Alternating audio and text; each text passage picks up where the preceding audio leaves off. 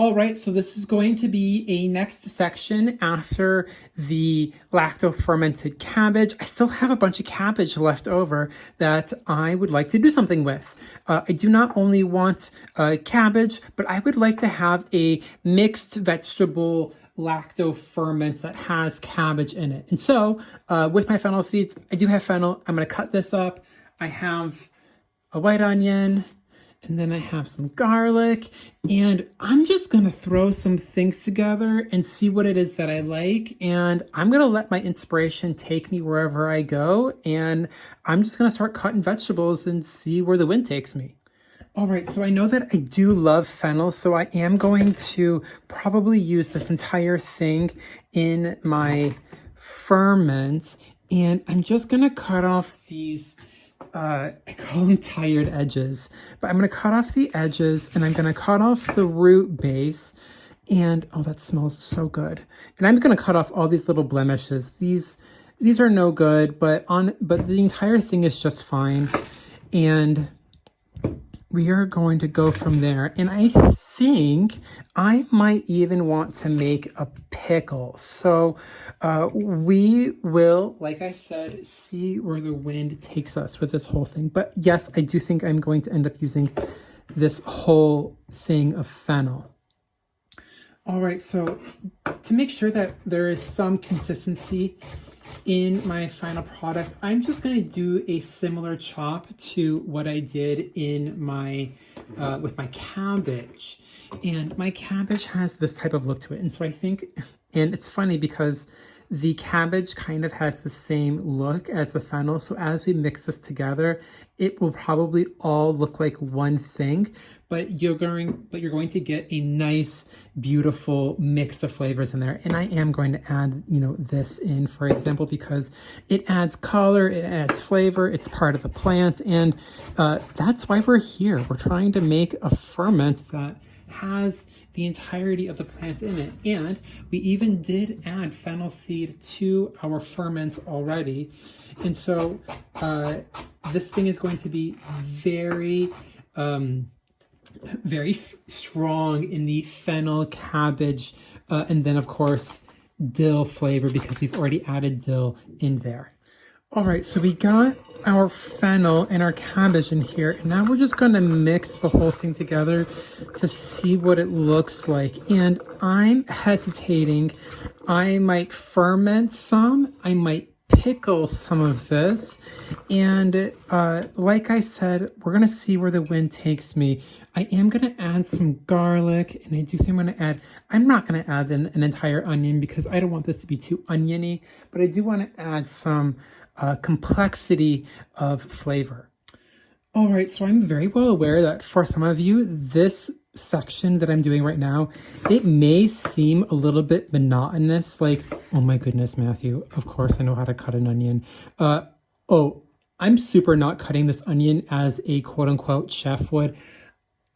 I use my heart and I use my head. I want long slices like these, and so that's exactly what I'm going for. That's the kind of look that I want as I mix this into my preparation. And honestly, if you are not new to cooking, but you're new to fermentation, this section might seem to be a little bit like, yeah, whatever, get to the point. But honestly, good for you for having this type of experience already. That means that as you're going through this entire process, you don't have to learn about cutting an onion. You don't have to learn about doing all these types of things, and, going slow enough so that even if you aren't a home cook, you don't end up cutting yourself or anything. And so I am going to end up using half of this onion. And so we are just going to keep going here.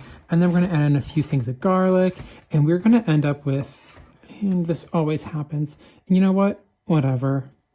And as you can tell, my knife skills are not chef-like, and I feel like there are a lot of videos online of people having like perfect knife skills trying to impress other people. I'm not trying to impress you. I'm just trying to show you what it is that I do realistically in my home kitchen, so that this can be accessible and not scary. I want this to be something that looks doable to the quote unquote average home cook, because honestly, do you know what I'm doing? I'm chopping vegetables into a bowl. That's it. And then I'm adding in 3.5% salt water to make it a ferment, and I'm submerging it. I'm not doing anything complicated, and I want this to be as easy as possible for as many people as possible. All right, so here for the garlic, I'm just gonna do one of these things to kind of smash it. And I think I'm just gonna give these a rough chop because I don't want, I'm gonna cut this end off first before I smash it. I did at one point go to culinary school. I retained a lot of what I did, kind of, but I dropped out to do nutrition because I realized what it is I was actually interested in.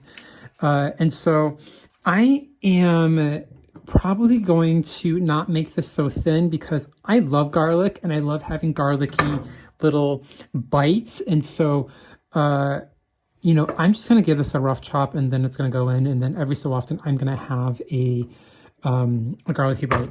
Some people do like to take out this center section. And if you do have digestive problems, this center section is sprouted.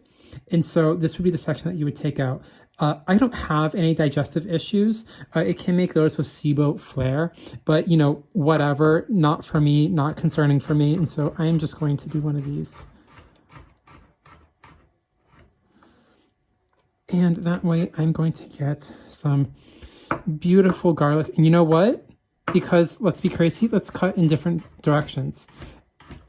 Let's not make the internet so perfect. Let's have there be inconsistencies because honestly, it is all going in the same place, which is my mouth, and I know it will just be delicious the way it is.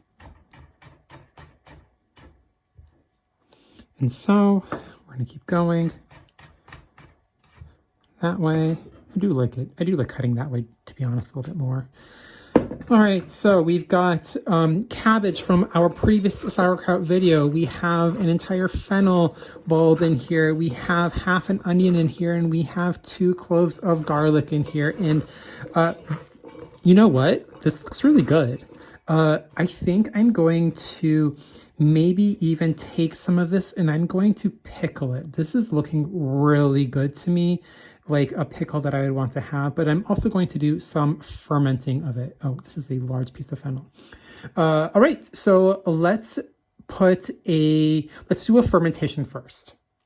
All right, so off screen, I did add more dill, and I did add a little bit of cut fresh sage so that my end product looks a little bit more filled with flavor. You can see each and every single one of these cut pieces has a wonderful amount of herbs on them, which means I'm getting a maximum flavor profile, and that is what I'm getting.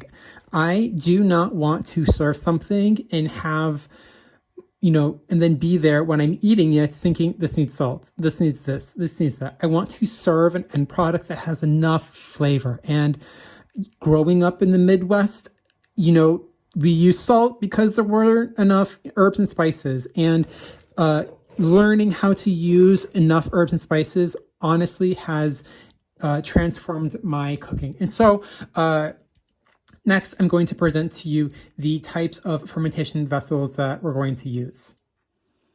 And so by fermentation vessels, I mean fermentation and pickling. And so to get started, because I do want to have a pickle, I'm going to start with this canning jar from Le Parfait, one of my favorite marks. And I am going to be pouring hot vinegar in here between a 2.5 and a 5% acidity level, and you can tell through the side of the vinegar bottle what percentage of acidity you have in there. And so I'm going to fill this up, and once again I'm using a thicker jar because I'm pouring hot vinegar and I don't want my jar to break. That's the reason behind that.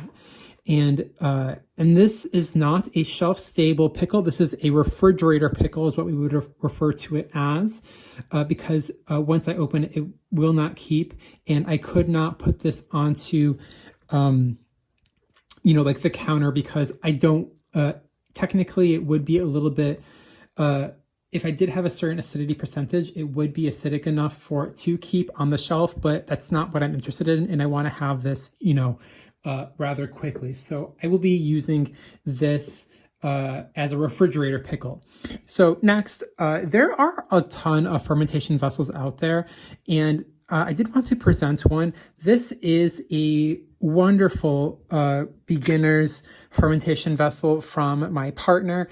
What you do is you fill it up with your ferment and with what you're going to ferment, and then you add this like plastic hole stopper on top, so that as you push down, and you can tell it marries quite well with the side, and as you push it down, the water level can rise because it goes above these holes, but the vegetables stay below the surface. And so this is a very nice starter for someone who is just now learning how to ferment. I did try to put this in here, and I have way too much. And so I'm going to use this fermentation jar right here once again. And I am sure I'm not going to go all the way to the top like in my other one, but this is what I commonly do when I am trying to, when I have some leftover, but I still want to have some fermented. I'll just use too big of a jar. All right, so we are just going to keep filling this up. And you could do this exact same process with any type of vegetable that you're interested in fermenting. You could do it with carrots, you could do it with celery, you could do it with, of course, cabbage, fennel, onion, garlic, all things that I've used. You can even do it with like broccoli if you wanted, or cauliflower if you wanted. You would just want to make sure that you're using the right brine percentage, and that you're paying attention to, making sure that all of your vegetables are submerged. And so now, as you can tell, I have only gone about halfway up, and that's perfectly fine. I'm just going to add in a folded cabbage leaf on top, a fermentation weight, and I'm going to fill it up with a saltwater brine, which I'll explain in the next video. All right, so here we are. We are going to make another saltwater brine. I am just going to take my my salt. I'm going to do 3 level tablespoons on a terre, and that will give me about a 3.5 to about 3.8% in salt. And if you, that's a little bit too much. Let's take some out. 3 tablespoons is usually pretty good. Don't go way overboard. But if you have watched my sauerkraut video, you can see the explanation behind how to make a saltwater brine and how to master it. And I just keep one of these bottles on hand whenever I'm doing a fermentation. And then I just like put a lid on it and let it sit. All right, so now we're going to add a liter of filtered water. Then we're going to let the salt dissolve a little bit, and we will use this to submerge our, as a brine, to submerge our ferment. All right, so as we let our brine solution sit and dissolve with all that salt that's on the bottom, we are going to make our fermentation top layer to make sure that all of our ingredients stay submerged. I'm just going to make a rough circle here, and it is breaking on me, which is perfectly fine. I'm going to add it this way on top. And then, if you watched my sauerkraut video, you will see in here, and you can see I've just created a layer so that none of this goes above this cabbage line, because I need all of this to stay submerged.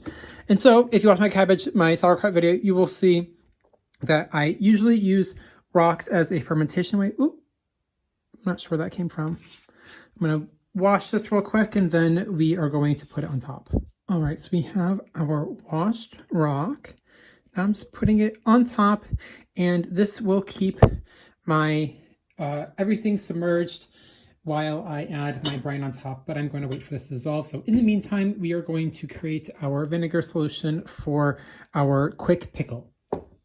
All right, so to get started with my pickle brine, I'm going to use this note card that I've taped to the inside of my cupboard. I use this all the time, especially as a quick reminder, so I don't have to bring out new recipe cards every single time I make something. For a final fridge brine, so a pickle that has that is not shelf stable but that goes in the fridge, you need at least a 2.5% acidity. For a canning pickle, you need at least a 5% minimum for your pickles for it to be shelf stable, and then you'd use a canning process. Apple cider vinegar has about a 5% acidity. French white wine vinegar has about an 8% acidity, and of course you can dilute your vinegar or your brines by half to, reduce your percentage, for example. And usually per liter of brine, you can add a tablespoon of salt or sugar if you have sugar, or even you can replace the sugar with honey. That also works. But in any case, what I'm going to do here is I'm going to do about a half and half French white wine vinegar with my pickles, so that I got about a 4%, which gives it a good bite and good acidity, but is not so much that it is overpowering.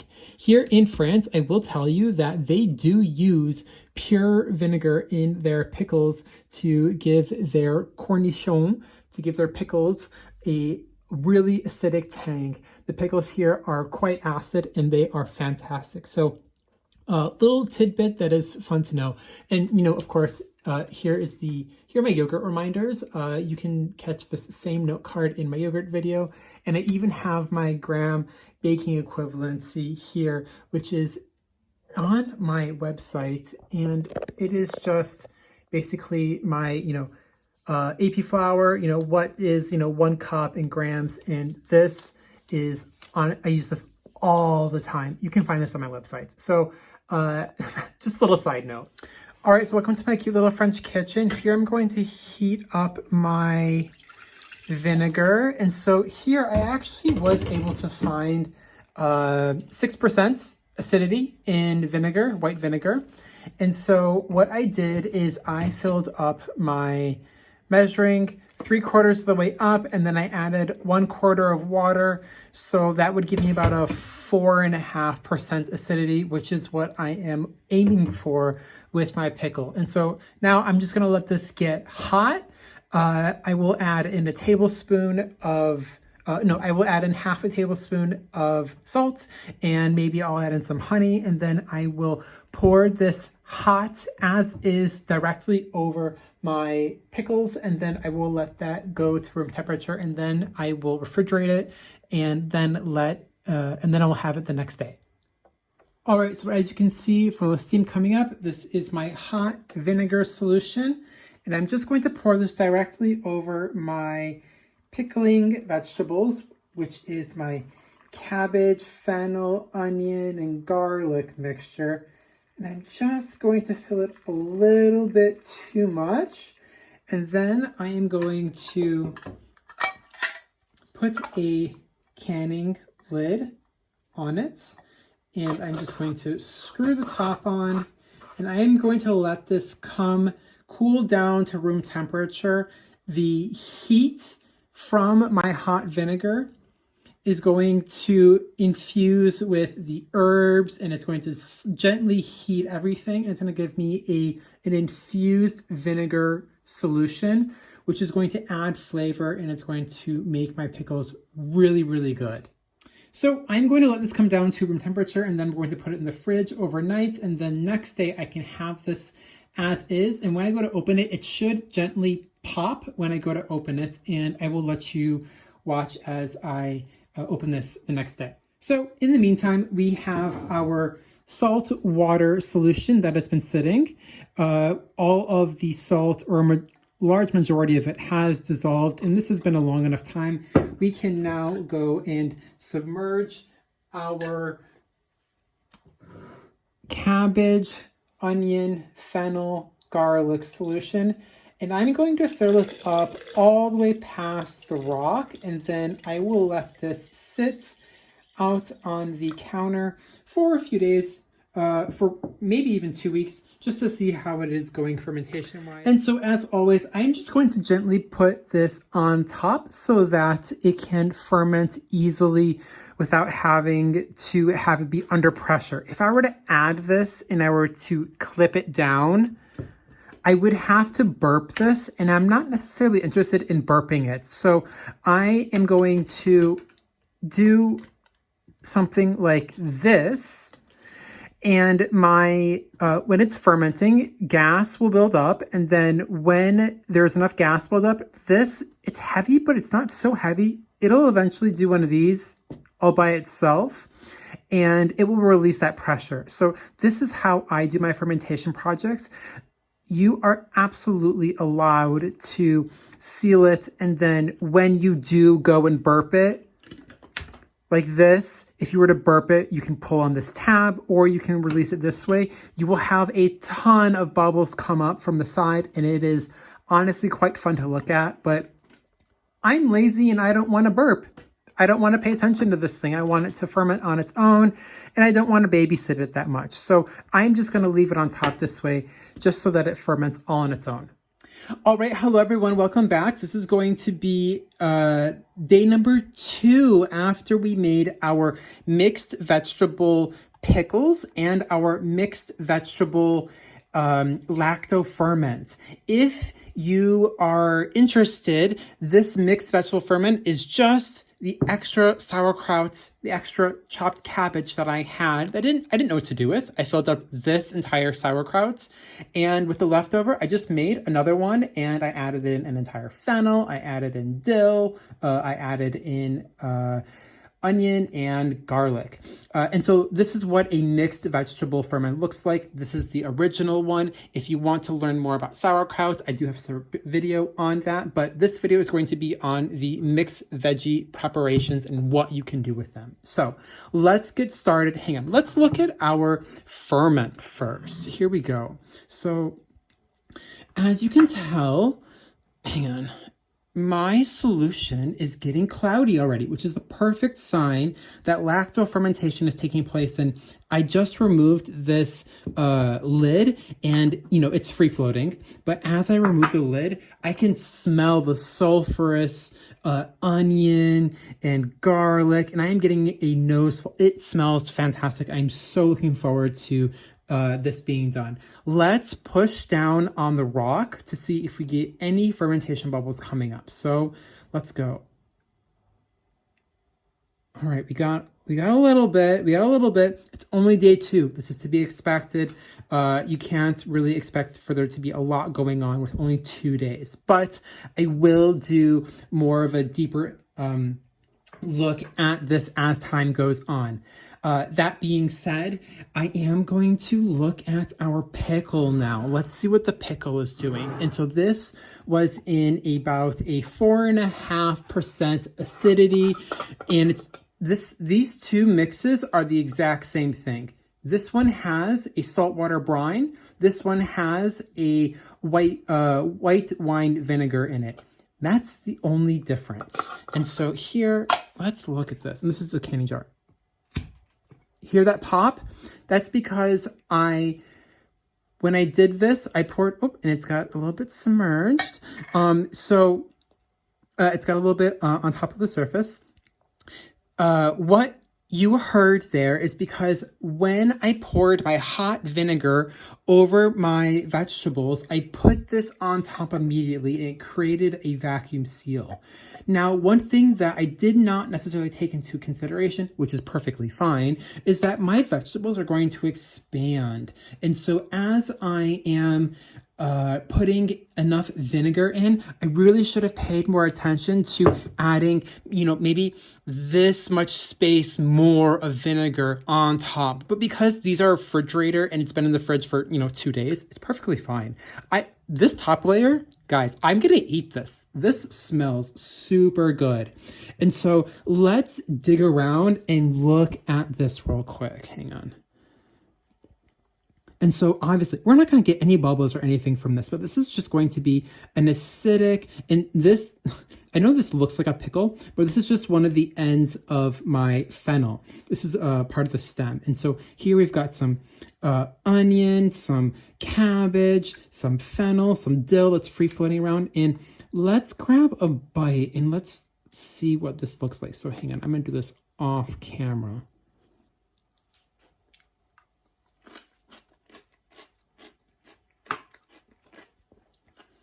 Super good, perfect acidity level, all as well. I'm going to use this with like random dishes that would really enjoy a kick of acidity and a nice crunch. I'm sure on the camera you heard that crunch. That crunch I love. And so we're just going to use this as a quick pickle for anything. If I did, like I said before, if I wanted to do a shelf-stable pickle, I would need to use at the very least, a 5% acidic vinegar solution.